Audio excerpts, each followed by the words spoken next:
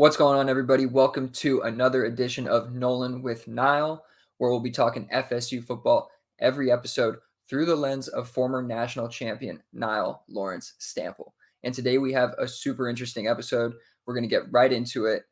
Why did you choose FSU, Nile? That's the question I have for you today. Was it recruitment efforts? Was it an event you went to? What exactly was it that drew you to FSU? Yes. So it's interesting. FSU was one of the first schools to ever start recruiting me as a freshman in high school, and it kind of set the tone for my whole recruiting process because they started sending regular letters, and then they started sending more red letters, and then they started sending handwritten letters, and then they started actually to the school to see me. So it was really interesting because I came from a really small school, high school, and there wasn't a ton of recruiting there, but I guess FSU just knew that they wanted me and I fit within what they wanted. So it was a really cool opportunity for school to see me early, but that was really the kind of meat and potatoes on why I went there, is because they recruited me super hard.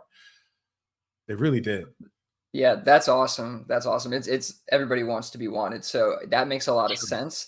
But along the way, was there anyone that you met? Was there any events that you went to? Because I know you guys go to a lot of camps and all that. Did anybody, I guess, say anything that really kind of was a pivotal moment for you that kind of sent you to FSU? Like, hey, this is where I need to be. Yeah. Oh, for sure. So there was a few things that happened, but one thing that was super impactful was that I went to a USF camp. And when I went there, it was somewhat like just like a combine, right? So like I went there to try to get better, but it was more or less as an evaluation. But after this evaluation, we had the honor to talk with John Gruden, and Coach Gruden said, go to the school that wants you. I'm going to give you guys one piece of advice, and that is go to the school that wants you the most. And when he said that, it almost hit me like a ton of bricks, because I realized at that point I had just left the FSU camp too, like the day or two prior. Hmm. And I realized that I was like, holy smokes, FSU's been recruiting me since day one. I probably should potentially put my loyalty within that. But he spoke on why he felt that way. And he said two things that stood out to me.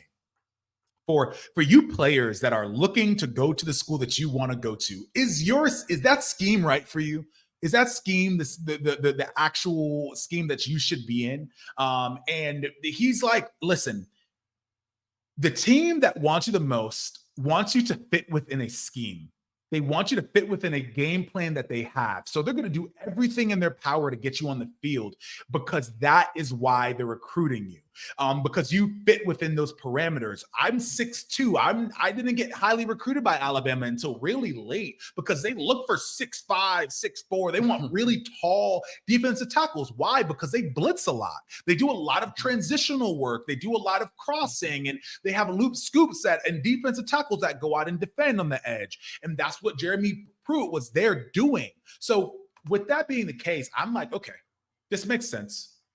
Go to the school that wants to go to you. And I end up committing like a couple of days after that. That's super cool. Just kind of putting it all together, going to those camps, hearing something from, a guy like John Gruden, obviously, and then just, it all coming together, right? That's a really cool experience in my mind, just kind of hearing Yeah. you go through it and relive it in a way. There's got to be other factors that are involved in this decision making, though, right? Like I mean, you're a kid, you're so young. So was there like a parent? Was there friends, anybody that was like pushing you in a certain direction, whether it was FSU or otherwise?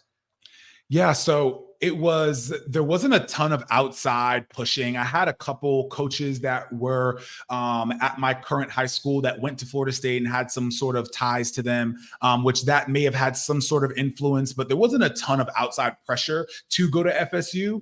And I'm happy that was the case. And it was more of a decision that got based off of the actual tenure and the actual tangible things that were going on at FSU and the building that they had going on, as well as them showing that I was going to be a vital piece of their program at the end of the day. And that's what ended up being kind of the key factor. So there wasn't a lot of people on the outside, which I feel like happens a lot. And it's super important for these players to understand that there should not be any outside factors other than you. You are the person going to play for that school. You only have 4 or 5 years at this school. You need to make the decision based on what is best for you and what's going on within your gut. Listen to what everybody else is saying in order to help you make that decision, but that decision is up to you ultimately.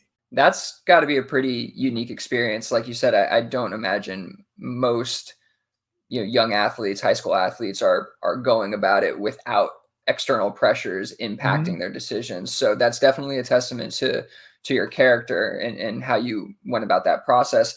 Talking a little bit about the recruiting process, I mean, it must have been really intense. You're getting scholarships, I imagine, from different schools and all that. Can you talk a little bit about kind of how that went? Like the amount of communication you're having with coaches, like what is it exactly like, and what are your feelings on that process? Yeah, the recruiting process has definitely changed now. But when I was at school and I was kind of going through that process myself, it was a lot of communication between these coaches as well as my own high school coach talking to these coaches. So they're pulling you out of class, which is super difficult to deal with, especially when you're trying to make sure that your grades are good enough to go to that school. Some of these players are trying to go to Ivy League schools, Dukes, and other universities, and you have to have the right credentials to do that. So stretching out that recruiting process all the way till the end can be very overcumbersome unless you have maybe a good high school coach that's going to kind of be that gatekeeper. But at the end of the day, you're coming out of class 2 to 3 times a day, speaking with coaches, and they're calling you out during your Spanish class, your math class. And you're trying to learn, but at the same time, you have to go talk to these coaches, and they want to all hear that you're coming there. I'm a young kid. I don't want to tell you that I'm coming, but then I'm interested, but I'm really not interested in your school. And you've come to me a couple times, but I really don't want to go. So there's a lot of things there.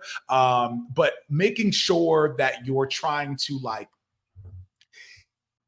pick a few schools that make the most sense and kind of stick with those schools. Don't allow all these schools to come and see you. Create an opportunity for you to be able to farm your own options and not let those options farm you, if that makes sense. And that's where I tried to do it. And that's why I ended up committing early in order for me to kind of make sure I was able to dial in my classwork as well as be able to dial in my on the field work and do a good job on the field and continue to develop as a player. It's really good advice to find a way to maybe commit early so you can focus on all those other things, because it does sound almost impossible to juggle all these different tasks when you're such a young kid in high school. I mean, I know going through high school and I didn't do any of this stuff. It was a challenge just to get through it, It's myself. So difficult. I can only imagine. I can only imagine. But I do think it's also really important to just note that, a key part in your decision was, I'm going to get on the field going to FSU. Like, Mhm. I'm going to play here. Right. And that ended up, being true. And it also led to you guys winning a national championship. So I think that you made the right decision at the Oh, end of the for day. sure. For sure. You know what I'm saying? I think it all ended up playing out the way it was supposed to. So I think one of the more important maybe questions that we're going to get to here is, how do you think that kind of the recruitment process has changed since you went through it? Like, are there things that you've noticed following college football that you're concerned about, or just in general, have you noticed any changes? Like, what are your feelings on the current landscape? Yeah, there's always going to be recruiting coming from the college level to the high school level, but I think going forward, you're going to have limited amount of scholarships for players that are in high school, and we've already seen it across the country. You're going to have potentially 15 scholarships go to 8 scholarships, and Mm, these players that are 5-star, 4-star players are going to have to really work their behinds off in order to get to the school that they want to get to, or get to the school that wants them. Because there's a lot of players out there. There's a lot of high school players that are wanting that opportunity. So we're already seeing a decline of scholarships going to these high school players. And the reason why is obviously the portal is playing a huge factor. The portal is allowing teams to be able to restructure their program without having to pull from players that they don't know will prove themselves. And the portal will suck and take away true scholarships from players that probably deserve to go, but will end up going to smaller schools. So it's going to be a really, really cool opportunity for these smaller FAUs and FIUs to have options and to have their pick at maybe 3-star players that they would have never had a pick at, or a 4-star player that unfortunately got left off the board. So it is going to be a different dynamic. And as we see college and high school recruiting move through this new landscape, we're going to see less and less scholarships going to these high school players and more going to opportunities in the portal, for sure. Wow, that's really interesting, and that's going to have a huge downstream impact. On The way everywhere. I everywhere, but the way I'm thinking of it, we talked last episode a little bit about guys staying in school longer, and this is just going to naturally Oh, create a system where kids have to maybe go to a junior college or whatever it is, a college that they didn't intend to go to, and then they got to play their 3 years at the school like FSU, LSU, mhm. wherever they're going, right? The big university. So I think it's going to have a downstream impact as we go on, which is something obviously we'll continue to talk about. We talk a lot about the NIL stuff and all that good stuff. So thank you, Niall, for taking me through why you went to FSU. I think it was a really, really interesting process. I think you went through a unique experience, and you have a lot to tell folks. So thank you, everybody, for joining us for this episode of Nole'n with Nile. Please subscribe to the YouTube channel and stay tuned for another episode. Yes, sir.